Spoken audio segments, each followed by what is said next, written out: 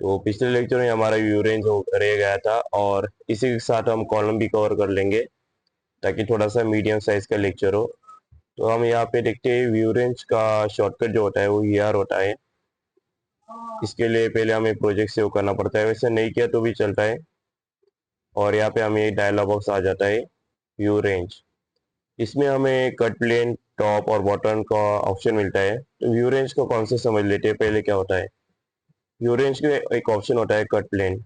इसका मतलब होता है, मान लो यहाँ पे कट प्लेन हमने 4 फीट सेट किया है, तो जो भी ऑब्जेक्ट हमारे होंगे, मान लो ये मेरा प्लान है, टोटल ये प्लान की हाइट है let's say 10 feet for example, और 10 फीट में से मैंने व्यू रेंज 4 फीट सेट किया है, तो 4 फीट और यहाँ से लेके आता है हमारा 4।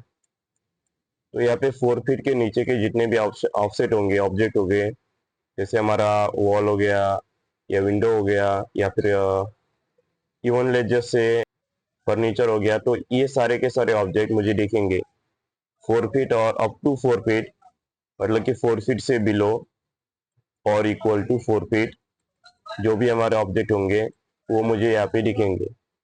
लेकिन अगर कोई मान लो कोई बड़ा सा यहाँ पे वॉल हो गया या फर्नीचर विंडो, जैसे यहाँ पे विंडो आ गया, मैंने उसे ऑफसेट दिया यहाँ पे से 5 फीट, तो यहाँ पे इसका नॉट ऑफसेट एक्चुअली बट उसका हाइट दिया 5 फीट, तो यहाँ पे ये मुझे नहीं लिखेगा क्योंकि मैंने यहाँ पे जो कट प्लेन है वो 4 फीट सेट किया है और ये बाई डिफॉल्ट 4 फीट पे आता है अगर फीट और इंचेस में ओपन किया है तो यहाँ पे अगर मान लो मैं 4 फीट की जगह पे ऑफसेट सेट कर देता हूँ 7 फीट, तो 7 जो है वो 5 से टोका में, तो मुझे ऑब्जेक्ट दिखेगा। तो ये बेसिकली कॉन्सेप्ट होता है व्यू रेंज का एक सिंपल लैंग्वेज में विदाउट एनी टेक्निकलिटीज। तो ये कट प्लेन इसके लिए काम करता है कि हमारा जो बॉटम है कितने लेवल तक हमारा रहना चाहिए। और यहाँ पे एक और चीज आती है बॉटम।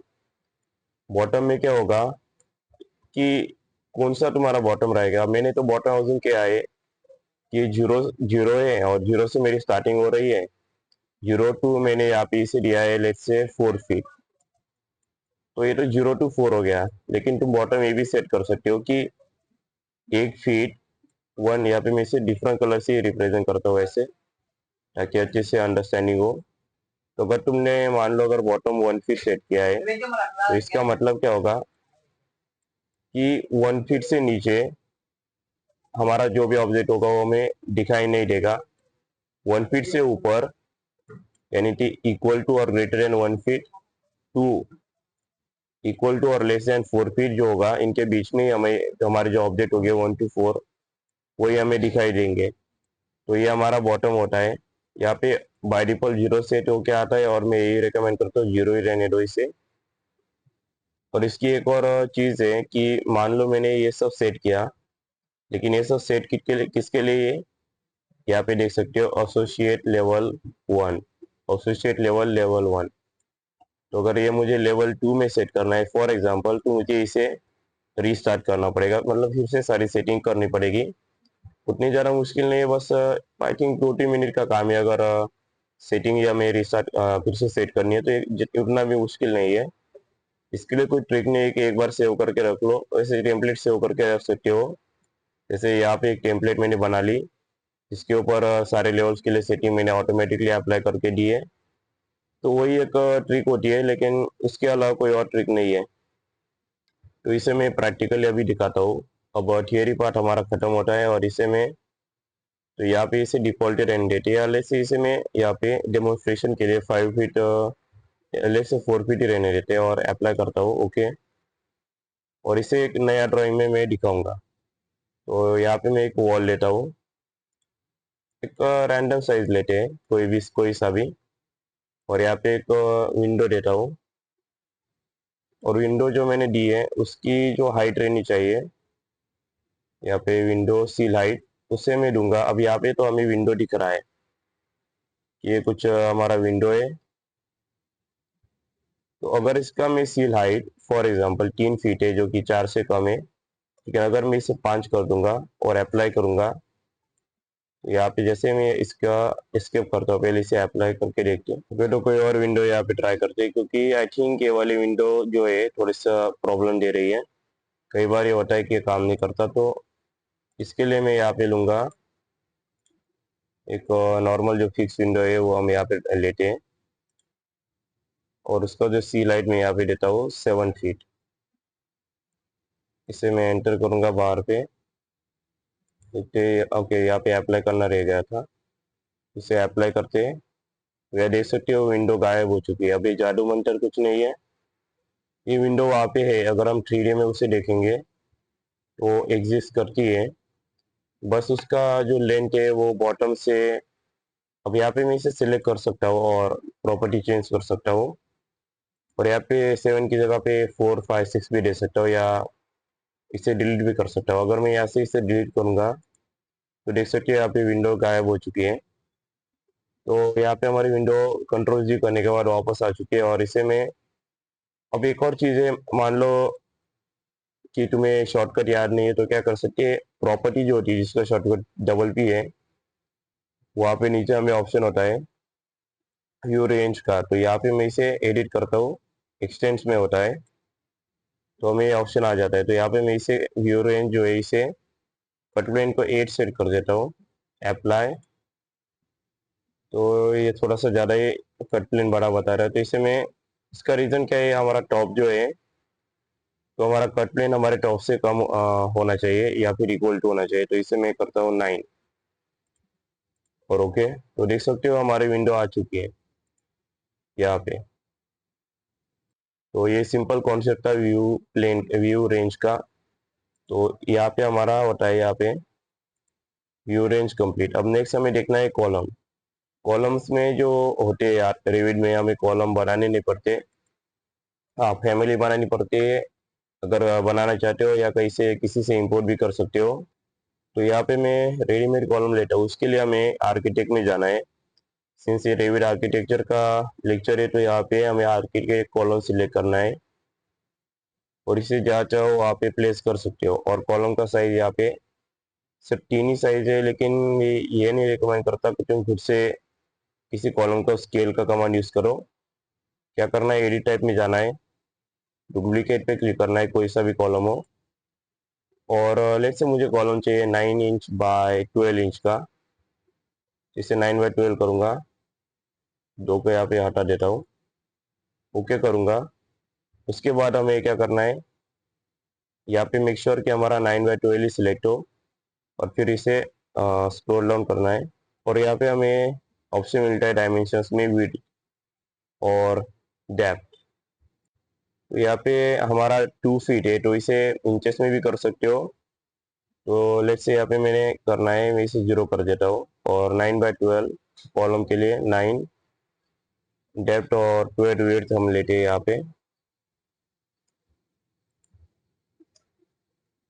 और इसे मैं ओके करूँगा। तो ये मेरा कॉलम आ चुका है। ये 12 बाय 9 का है, वैसे थोड़ी सी गलती हो गई, तो खैर कोई नहीं, इसका मैं नाम चेंज कर देता हूँ, और फिर दूसरा कॉलम लेंगे।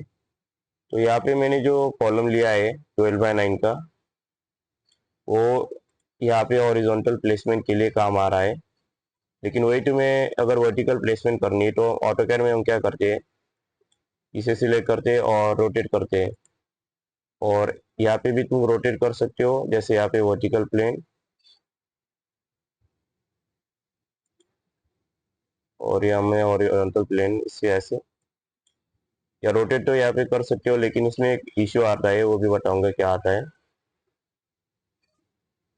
कि अगर हमने रोटेट किया, तो और यहाँ पे अगर उसे मूव करेंगे करने जाएंगे, तो इजीली मूव नहीं होता। जैसे यहाँ पे मैंने मान लो इसे रोटेट किया, तो यहाँ पे मान लो मैंने इसे ऐसे रोटेट किया है, और ऐसे अगर मैं ऐसे मूव करने के लिए जाऊंगा और यहाँ पे पेस्ट अगर करने जाऊंगा, तो एक प्रॉब्लम आएगी कि हमें ये सारे कॉलम जो सिलेक्ट करने होते हैं, या यहाँ पे इसे हर बार हमें वही कॉलम को जो है सी एंटर करना पड़ता है, और इसका लिस्ट से यहाँ पे सेंटर लेना पड़ता है, और फिर हमें यहाँ पे मान लो मुझे पेस्ट करना है, तो यहाँ पे उसका जो कॉलम जैसे मुझे दिख रहा था पहले ऑफसेट पे, जैसे मैं कॉलम सिलेक्ट करने जा रहा था तो ऐसा रेक्टेंगल कुछ दिख रहा था जो कि यहाँ पे मुझे नहीं दिख रहा। अब मैं इसे डिलीट करता हूँ और यहाँ पे अपना कॉलम लेता हूँ और अगेन मेक श्योर कि तुम इसे डायरेक्टली क्लिक ना करो, यहाँ पे आर्किटेक्ट पे क्लिक करो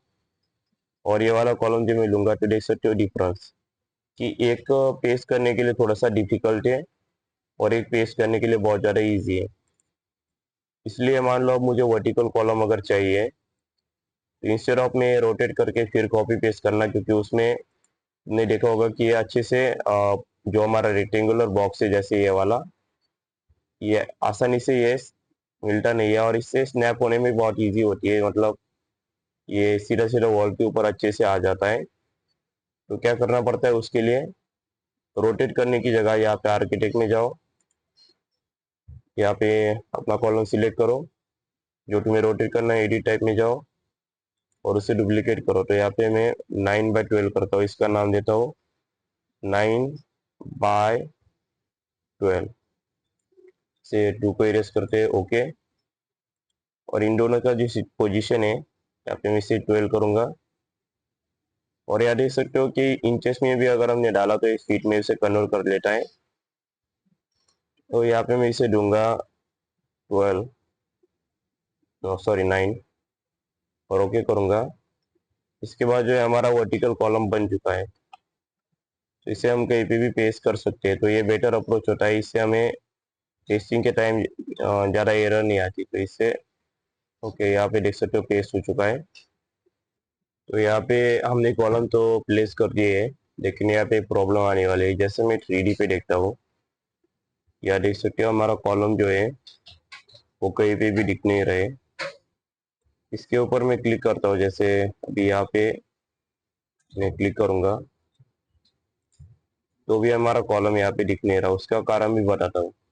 यहाँ पे तो मुझे क्लिक करने के बाद दिख रहा है, लेकिन यहाँ पे जैसे मैं एडिट टैब में जाऊंगा तो ये देख सकते हो मटेरियल, मटेरियल में हमारे कॉलम को बोला है बाय कैटेगरी। बाय कैटेगरी का मतलब जो वॉल होगी उसी के साथ हमारा कॉलम मर्ज हो जा रहा है यहाँ पे। तो मतलब उसको खुद की कोई प्रॉपर्टी नहीं है, लेकिन उससे कनेक्टेड जो एलिमेंट्स है उसकी प्रॉपर्टी वो ले लेगा। तो इसके लिए क्या कर सकते हैं, देखो रेविड में जैसे हमारा ऑटो कैड से काम होता है उस प्रकार से काम नहीं होता। इसे मैं थोड़ा सा इसे साइड में कर लेता हूँ। तो रेविड में काम कैसे होता है कि पहले यहाँ पे हमारा कॉलम तो बन चुका है, लेकिन एक प्रॉब्लम आने वाली है। जैसे मैं 3D पे क्लिक करता हूँ तो देख सकते हैं हमारा कॉलम यहाँ पे दिख नहीं रहा। उसका रीज़न ये है कि हमारा कॉलम जो है वॉल के साथ मर्ज हो चुका है। उसके लिए हम मैं से वॉल को पहले थोड़ा सा साइड में सरका लेता हूँ और जैसे मैं इसको सरका लेने के बाद यहाँ पे देखूंगा तो देख सकते हैं हमारा कॉलम, इसकी हाइट इसके यहाँ पे अप टू लेवल 2 तक है, लेकिन हमारी वॉल थोड़ी सी ज़्यादा गई है। तो इससे मैं टॉप हाइट और इसके लिए ऑप्शन अनकनेक्टेड का यहाँ पे आ नहीं रहा, लेकिन खैर कोई नहीं। तो यहाँ पे ये जो कॉलम है इसको अगर मैं प्रॉपर्टीज में जाऊंगा एडिट टाइप के, तो सारे कॉलम्स का ये बाय डिफॉल्ट होता है बाय कैटेगरी मटेरियल।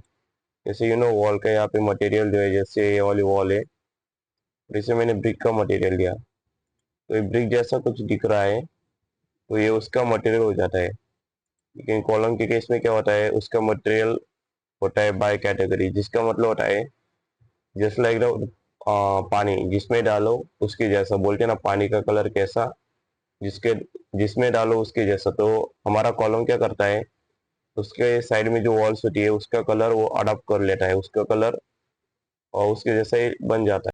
तो इसलिए यहाँ पे देख सकते हो कि हमारा जो कॉलम है यहाँ पे वो ये वाले वॉल के जैसा बन चुका है।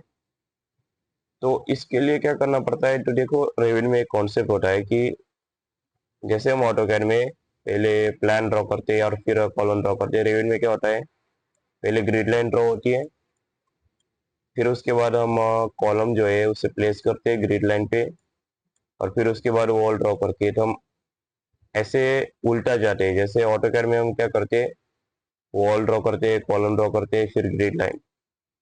तो ये उल्टा होता है रेविड में।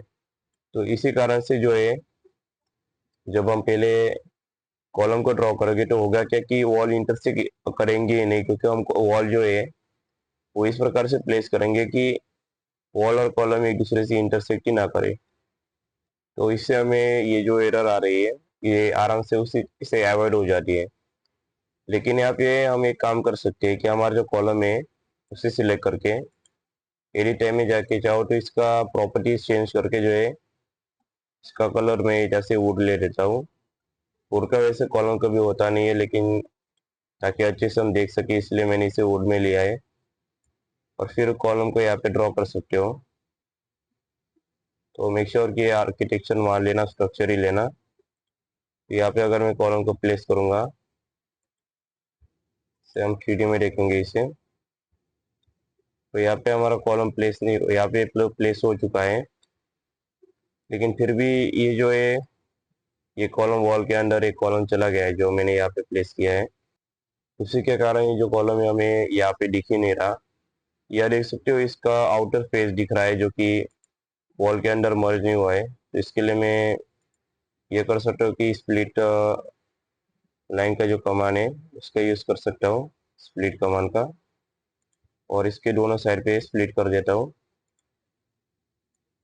या इसको थोड़ा सा साइड में कर देता हूँ और इससे कनेक्ट कर देता हूँ इन दोनों को। इससे हमारा कॉलम जो है वो दिख जाएगा। ये छोटा सा ट्रिक था।